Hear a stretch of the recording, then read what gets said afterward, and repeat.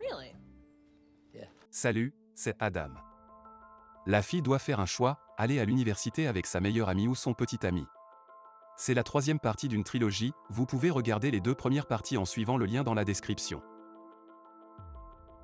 Après avoir obtenu son diplôme de fin d'études secondaires, elle et Vance part en voyage d'une semaine avec Noah Flynn, Lee Flynn et Rachel Vemey. Au cours de ce voyage, elle est confrontée à la difficile décision de choisir entre Harvard et Berkeley pour ses futures études. Pour ménager ses amis, Lee et Noah, qui ont été admis respectivement à Berkeley et à Harvard, elle leur dit qu'elle a été mise sur liste d'attente dans les deux universités.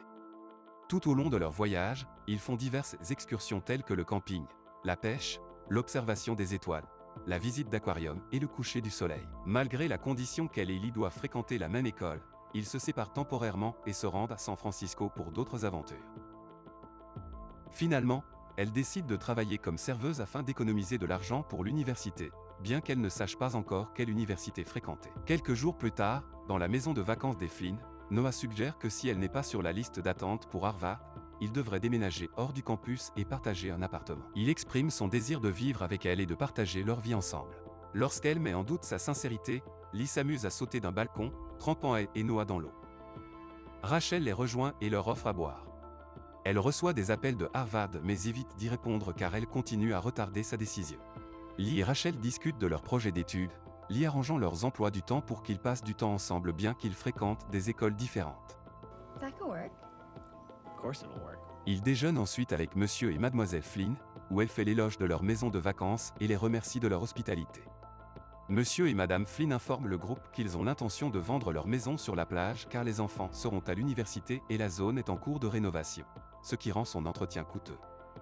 Lee, Noah et elle s'opposent à cette idée, mais Monsieur Flynn déclare que la décision est définitive. En entendant cette nouvelle, tout le monde est découragé. Elle reçoit un appel de l'administration de Berkeley et demande un nouveau délai. Le lendemain, elle doit choisir entre Harvard et Noah ou Berkeley et Lee. Dans une autre scène, la famille d'elle joue au Uno et son frère Brad gagne, ce qu'il célèbre par une danse. Elle évoque le fait que son travail l'empêche de passer du temps avec sa famille. Son père l'informe qu'elle a un rendez-vous avec Linda, mais elle semble peu enthousiaste et ignore la conversation. Really? Le lendemain, elle, Lee, Noah et Rachel se rendent à la maison de la plage pour aider les Flynn à vendre la propriété. Ils prennent le temps de réfléchir à l'importance de la maison et aux souvenirs qu'ils y ont partagés.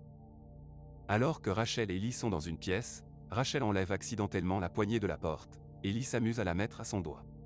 Ils rejoignent elle et Noah pour se remémorer leur enfance. Tout le monde se retrouve sur le balcon pour discuter de la vente de la propriété avec Monsieur et Madame Flynn. Elle et Lee proposent qu'ils puissent légalement vendre la maison en 2 ou 3 mois seulement s'ils s'occupent du nettoyage et de l'entretien.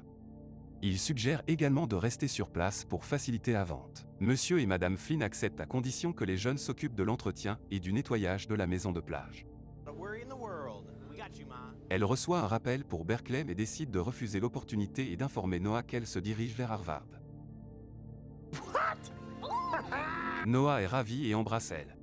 Lee se rend compte de ce qui se passe et se précipite dans leur salle de jeu. Elle la suit, et ils se disputent sur la façon dont le fait de fréquenter des écoles différentes pourrait affecter leur amitié. Elle promet de rester en contact, mais Lee évoque ses projets avec Rachel.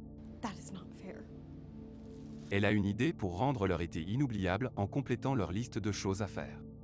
Elle fait part de ce plan à son père, promettant de continuer à assumer ses responsabilités malgré le fait qu'elle séjourne dans la maison de la plage. Elle, Lee, Rachel et Noah emménagent dans la maison du bord de mer, avec quelques allers-retours ludiques à propos de l'affiche à vendre. Ils décident de passer l'été dans cette maison et de profiter du temps passé ensemble. Noah invite quelques amis, dont Ashton, qui vient de terminer sa première année à Berkeley. Elle devient jalouse, craignant que Lee ait un autre ami à l'université qui ne soit pas elle. Le groupe s'amuse beaucoup et passe un été mémorable en faisant la fête toute la nuit.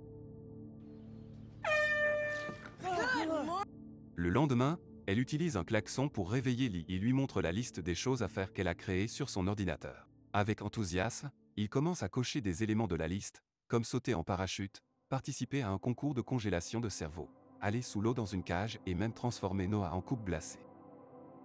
Elle se rend au travail et Lee la rejoint. Son manager, May, lui demande si elle peut faire des heures supplémentaires, et bien qu'elle soit réticente, elle accepte. Lee l'aide dans son travail. Wait, Oh? Pendant son travail, elle repère Marco et sa famille et leur demande pourquoi ils sont là. Marco explique qu'ils sont venus manger et s'excuse pour son comportement étrange précédent.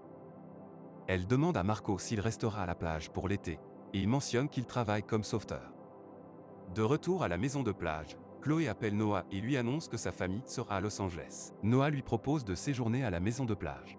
Elle et Noah font une promenade nocturne sur la plage, où Noah lui parle de la visite de Chloé. Is that okay with you? Yeah. Oh my gosh. Yeah, absolutely. Elle invite Noah au parc aquatique auquel Marco l'avait précédemment invité. Noah n'est pas enthousiaste à l'idée de l'invitation d'elle et décide de partir.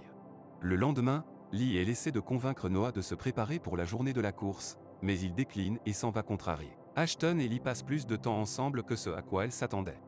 Hey! Hey. Marco rend visite à elle sur son lieu de travail et lui informe que tout est prêt pour l'événement d'elle et de Lee. Noah et Chloé passent du temps ensemble sur le bateau de sa famille, tandis qu'elle termine finalement son travail et reçoit un appel de son père, l'informant que la babysitter de Brad a annulé. Elle invite Brad à la rejoindre à la maison de plage, et il accepte. Elle propose de chercher de la nourriture pour Brad, mais Linda, la petite amie de son père, a déjà préparé quelque chose. Elle et Linda ont une brève rencontre, qui laisse elle bouleversée par le fait que Linda sorte avec son père.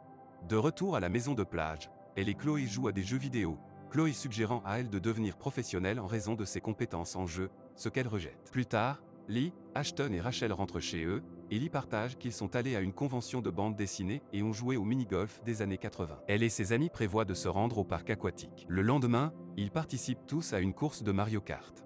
Au fur et à mesure que le jeu progresse, plusieurs joueurs partent, laissant Noah et Marco en tête. Noah est visiblement mécontent lorsque Marco gagne, et cette victoire devient une source de tension. God, I'll see you at the house. Plus tard dans la journée, Noah et Chloé discutent de Marco en jouant au billard. Chloé reçoit des nouvelles de ses parents selon lesquelles ils divorcent, mais essaie de ne pas en faire une grosse affaire. Pendant ce temps, elle et Lee visitent leur salle d'arcade préférée et découvrent un message sur la machine DDR indiquant qu'elle sera retirée. De retour au restaurant, Lee et elle discutent de la suppression imminente de la machine DDR, ce qui pousse Lee à ajouter la dernière danse DDR à leur liste de choses à faire. Elle devient frustrée et submergée par la pression de la liste de choses à faire, de Harvard et de ses relations. Elle se rend à la maison de plage et trouve Noah, qui a organisé un dîner pour se réconcilier après leur précédente dispute. Elle lui annonce qu'elle va avec Lee pour terminer la liste de choses à faire, mais Noah n'est pas content, et elle s'éloigne en larmes. Plus tard, elle, Lee et leurs amis organisent un flash mob dans un restaurant. Elle reçoit un rappel et quitte le restaurant pour retourner à la maison de plage. Noah peint le cadre de la porte le lendemain matin quand Lee entre et lui dit qu'il ne devrait pas le faire. I'm not moving. Fine. Noah finit par partir. Pendant ce temps, elle devait récupérer Brad après le soccer mais ne pouvait pas le trouver. Elle s'inquiète et rentre chez elle pour voir que Linda l'a déjà récupéré. Elle est à la fois déçue et en colère de la situation. Au travail, elle est frustrée, et Chloé et Noah sont sur la plage en train de discuter d'elle. Chloé est irritée que Noah l'abandonne apparemment comme ses parents ont abandonné leur mariage. Elle et Marco discutent brièvement de sa carrière à Harvard et de ses relations avec Noah et Lee. Quelqu'un entre alors qu'elle est sur le point de terminer son travail, et elle reconnaît que c'est Noah. Ils dansent et se réconcilient finalement. Marco, qui voit cela par la fenêtre, devient insatisfait et s'en va. Pendant que Noah est dans la pièce, il découvre la lettre de candidature d'elle à Berkeley. Le lendemain, elle contacte Marco pour s'excuser pour la nuit précédente et explique ce qui s'est passé. Marco comprend mais est toujours déçu. Lors de la fête de la plage du 4 juillet, Noah parle de la lettre à Chloé, et la présence de Marco crée de la tension. Alors qu'elle et ses amis jouent au volleyball, Marco donne un coup de poing à Noah au visage, pensant qu'il est toujours intéressé par elle. Noah lance un regard méchant à Marco et s'éloigne. Elle est maintenant très irritée par Marco et le repousse, rejetant son affection. Plus tard dans la soirée, la famille d'elle, ainsi que Rachel, Lee et les parents de Lee, jouent à Monopoly. Linda choisit la pièce du chiot, et elle l'accepte malgré sa colère initiale. Elle explique que Linda ne peut pas remplacer sa mère dans sa vie. Son père devient furieux et quitte la pièce, elle découvre où se trouve Noah et le rejoint près de la Hollywood Sign. Ils discutent de leur relation, et Noah décide qu'il est intelligent de se séparer. Le cœur brisé, elle se retrouve trop tard pour effectuer la dernière danse sur la machine DDR. Elle tombe sur Lee, et ils se disputent. Not compared to him. I never have. Le lendemain, Chloé et elle discutent de Noah et de la relation d'elle, tandis que Rachel écoute. Rachel réfléchit à sa relation avec Lee. Elle et Madame Flynn discutent des projets et des options d'avenir d'elle, et Rachel et Lee décident de mettre fin à leur relation en raison de la distance.